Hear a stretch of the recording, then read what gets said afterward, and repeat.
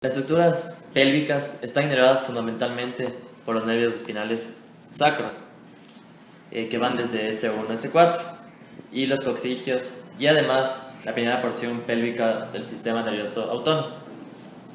Plexo sacro. Este se localiza en la pared posterolateral de la pelvis y está en íntimo contacto con la pared anterior del músculo piriforme. El plexo sacro está compuesto por 4 nervios principalmente.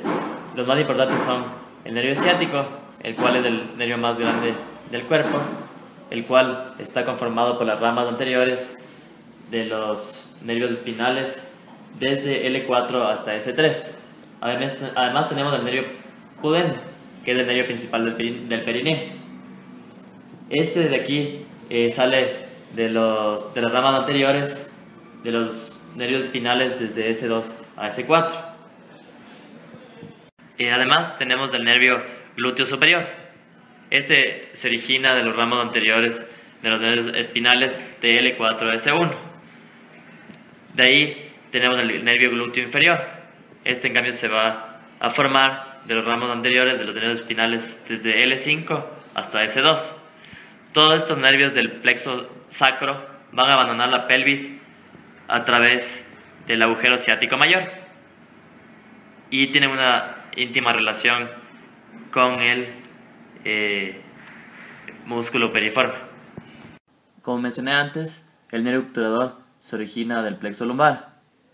Este sale de los ramos anteriores de los nervios espinales L2 y L4. Va desde el abdomen o la pelvis mayor y entra en la pelvis menor. Discurre por la grasa extraperitoneal a lo largo de la pared lateral de la pelvis y va hacia el conducto obturador. Aquí en la abertura que se conoce membrana obturatriz, aquí se va a dividir en un ramo anterior y en otro posterior, y que van a abandonar la pelvis a través del conducto mencionado posteriormente. Inerva los músculos mediales de la pelvis. Por eso durante el parto se llega a comprimir el plexo sacro, lo cual causa una lesión del nervio obturador. Otro de los plexos importantes para que inerva la pelvis es el plexo coccigio. Este es una pequeña red de fibras nerviosas que está formada por los ramos anteriores de los nervios espinales desde S4 a S5 y los nervios coccigios. Este se sitúa en la superficie pélvica del músculo coccigio y que forma parte del elevador del ano y la articulación sacrococcigia, la cual lo inerva. Nervios autónomos de la pelvis. La inervación autónoma de la cavidad pélvica se realiza a través de 4 vías principalmente: los troncos simpáticos sacros, los plexos periarteriales, los plexos hipogástricos y los nervios desplácnicos pélvicos.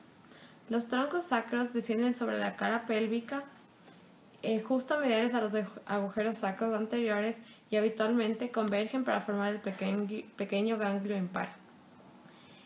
También descienden posterior al recto en el tejido conectivo extraperitoneal. La función principal de los troncos simpáticos sacros es proporcionar fibras postsinápticas al plexo sacro para la inervación simpática del miembro inferior. Los plexos periarteriales de las arterias rectal superior, ovárica e ilíaca interna proporcionan fibras vasomotoras simpáticas postsinápticas. Los plexos periarteriales de la arteria rectal superior, ovárica e ilíaca interna proporcionan fibras vasomotoras simpáticas postsinápticas a cada una de las arterias y sus ramas. El plexo hipogástrico, Los plexos hipogástricos superior e inferior son redes de fibras nerviosas simpáticas y aferentes viscerales. La porción principal del plexo hipogástrico superior se sitúa justo inferior a la bifurcación de la aorta y desciende hacia el interior de la pelvis. El plexo hipogástrico superior entra en la pelvis y se divide en los nervios hipogástricos izquierdo y derecho. Forma los plexos hipogástricos inferiores derecho e izquierdo. Los nervios desplánicos pélvicos Contienen fibras parasimpáticas, presinápticas y afferentes viscerales derivadas de los segmentos S2 a S4 de la médula espinal. Los nervios esplánicos pélvicos se unen con los nervios hipogástricos para formar los plexos hipogástricos inferiores. Las fibras aferentes viscerales de la pelvis conducen sensación de reflejos. Discurren con fibras parasimpáticas hacia los ganglios sensitivos, desde los nervios espinales S2 a S4. Por ejemplo, fibras aferentes viscerales que transmiten sensaciones dolorosas desde las vísceras situadas por debajo de la línea del dolor de la pelvis, como estructuras que no tienen contacto con el peritoneo y la porción distal del colon sigmoide y el recto. La división posterior de la arteria ilíaca interna se divide en la arteria iliolumbar, las arterias sacras laterales, que son la superior e inferior, y finalmente la glútea superior.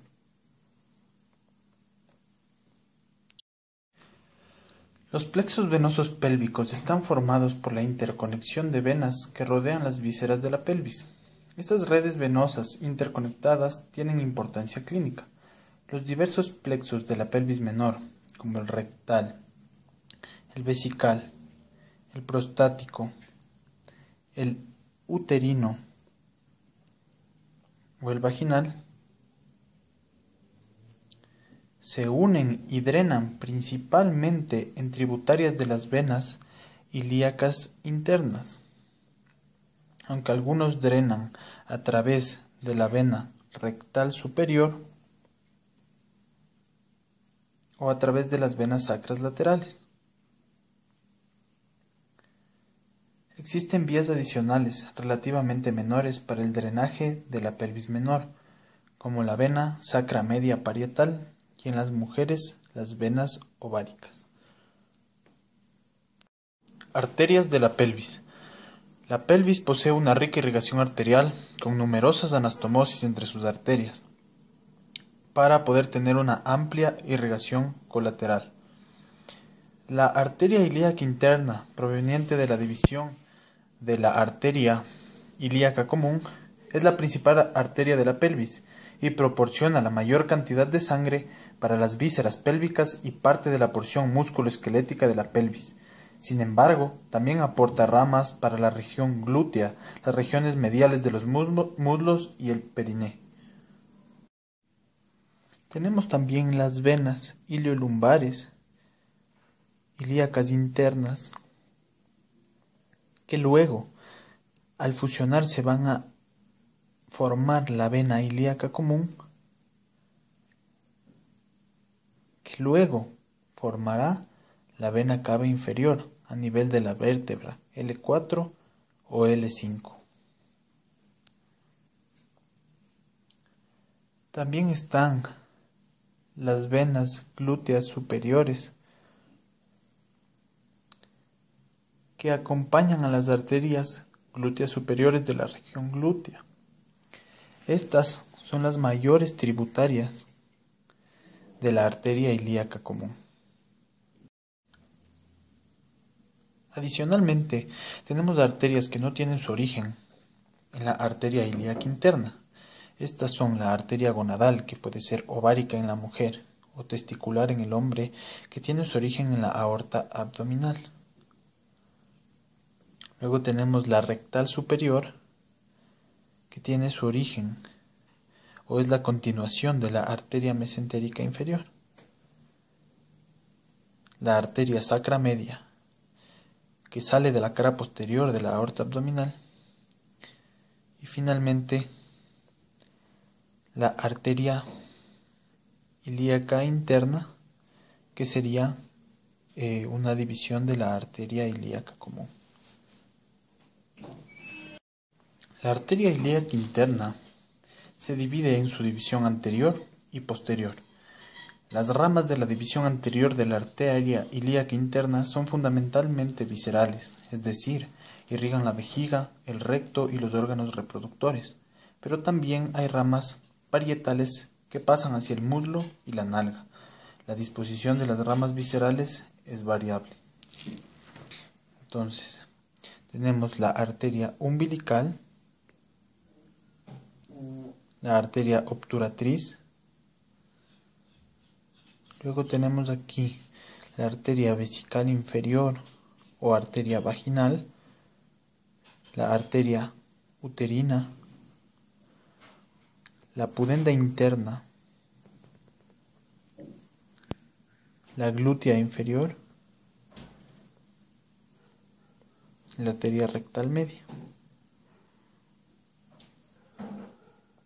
Además, esta división anterior también tiene la arteria para el conducto deferente, las arterias vesicales superiores y además ramas prostáticas.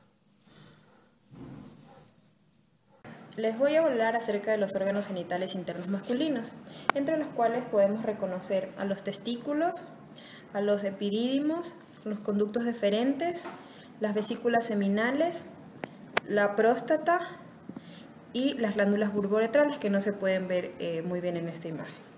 En cuanto a los conductos deferentes, que los podemos ver aquí, van a ser la continuación del conducto del epidídimo y su recorrido va a ser el siguiente.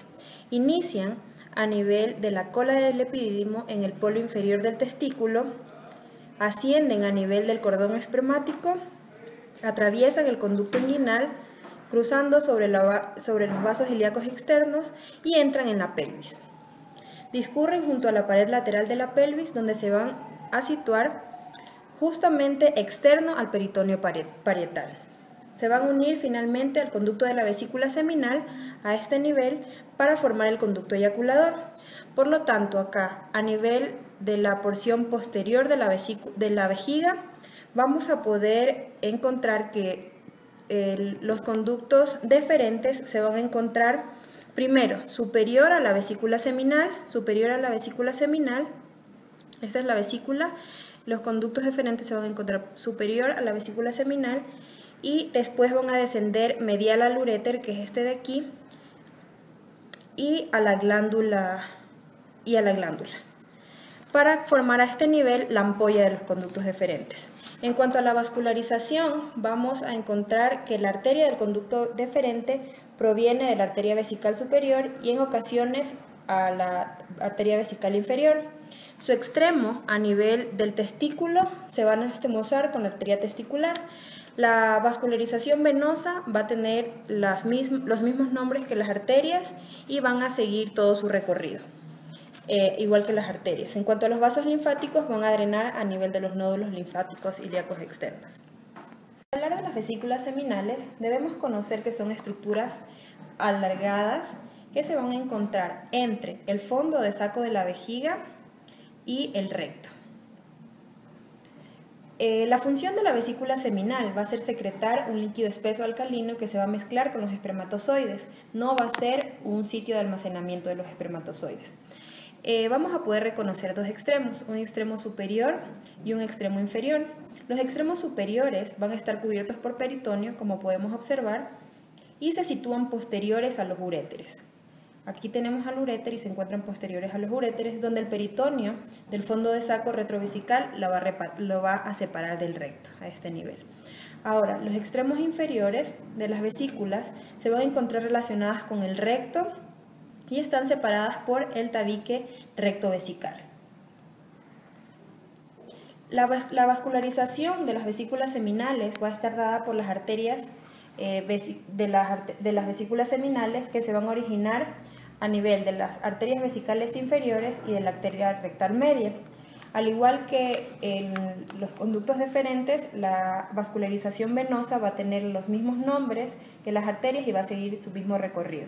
Los nódulos linfáticos de la vesícula seminal van a drenar su porción superior en los nódulos linfáticos ilíacos externos y su porción inferior en los nódulos linfáticos ilíacos internos. Para hablar de los conductos eyaculadores, debemos conocer que son tubos delgados que se van a formar por la unión del conducto de la vesícula seminal con el conducto deferente, como ya habíamos visto anteriormente. Estos convergen para desembocar a nivel de la abertura del utrículo prostático. La vascularización de los conductos eyaculadores está dada por la arteria de los conductos eyaculadores, que se van a generar por ramas de las arterias vesicales superiores generalmente, pero algunas veces pueden salir de las arterias vesicales inferiores.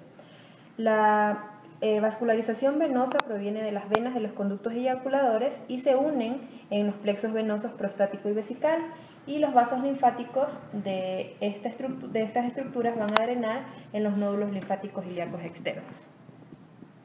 Dentro de las vísceras pélvicas podemos encontrar los uréteres. Los uréteres son tubos musculares retroperitoneales que tienen contracciones peristálticas para mover la orina. Cruzan la línea terminal para pasar lo que es de abdomen hacia la pelvis, justo a nivel de la bifurcación de las ilíacas.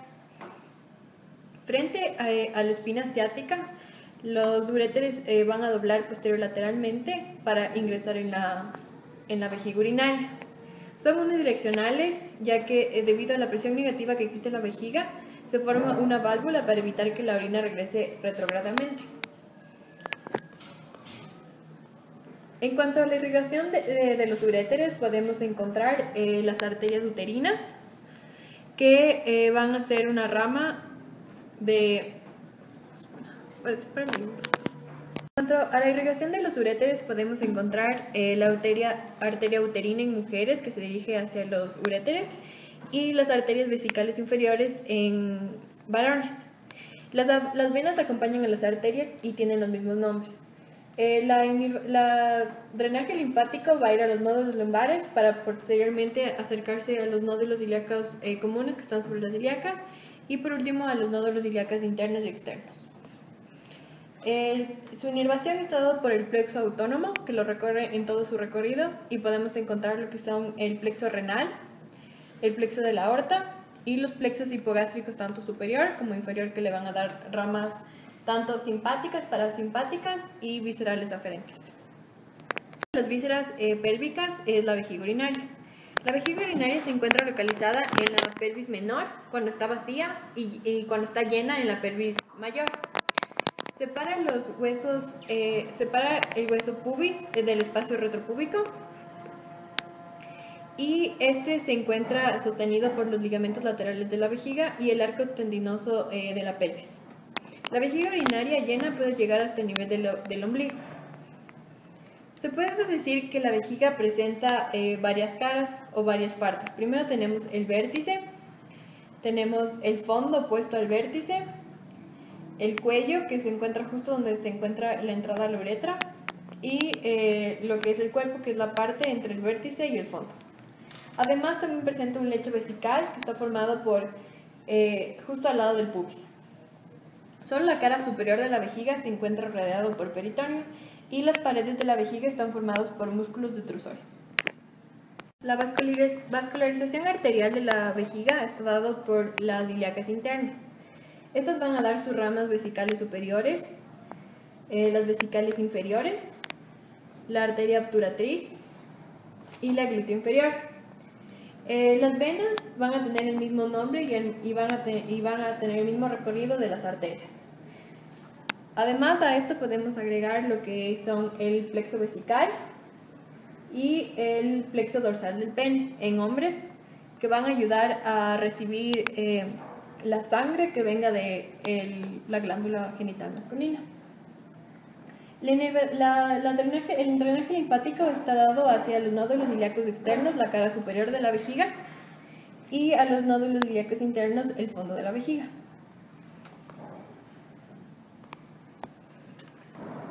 La inervación de la vejiga está dada por los nervios simpáticos T11-L3,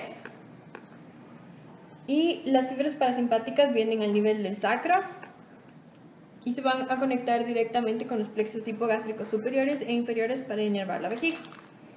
Además también recibe fibras sensitivas viscerales, que van a dar el reflejo y las sensaciones dolorosas a todo lo que es la región de la vejiga. Ahora vamos a hablar de la uretra masculina. La uretra masculina es un tubo muscular que va desde el orificio interno de la uretra en la vejiga hasta el exterior, en el glande. También lleva semen en el hombre y tiene 4 porciones: intramural, prostática, intermedia y esponjosa. En cuanto a la vascularización de la uretra masculina, tenemos que el cuello y la parte prostática están irrigadas por las ramas prostáticas de la arteria vesical inferior. Además, están irrigadas por la arteria recta media y la parte intermedia y la parte esponjosa están irrigadas por la arteria pudenda interna. Las venas llevan el mismo nombre y el mismo recorrido. En cuanto a los vasos linfáticos de la uretra masculina, tenemos a los nódulos linfáticos ilíacos internos, a los nódulos linfáticos ilíacos externos y también algunos de ellos van hacia los nódulos linfáticos ilíacos profundos. En cuanto a la inervación de la uretra masculina, tenemos que está dada en su mayor parte por el plexo nervioso prostático y recibe aferencias simpáticas, parasimpáticas y también aferentes viscerales. Ahora vamos a hablar de la uretra femenina. La uretra femenina tiene un recorrido antero-inferior, desde el orificio interno de la uretra en la vejiga hasta el exterior, va pasando por la sínfisis del pubis al orificio externo de la uretra que se encuentra en el vestíbulo de la vagina. La uretra femenina se encuentra anterior a la vagina y en ella, en la parte superior, podemos encontrar las glándulas uretrales y también podemos encontrar a las glándulas, a los conductos parauretrales que son semejantes o sea, cumplen el papel de la próstata y también se encuentran en el vestíbulo de la vagina. La vascularización de la uretra femenina está dada por las venas pudenda interna y vaginal, y las venas llevan el mismo nombre y el mismo recorrido. Los vasos linfáticos de la uretra femenina son los vasos linfáticos sacros, ilíacos internos, ilíacos y también los inguinales. Los nervios de la uretra vienen dados por el plexo nervioso vesical y el nervio pudendo. La próstata. Una estructura del tamaño de una nuez que rodea la primera porción de la uretra. Es responsable de la secreción del 20% de los fluidos que componen el semen. Esta está formado por una primera porción glandular y un tercio inferior de estructura fibromuscular.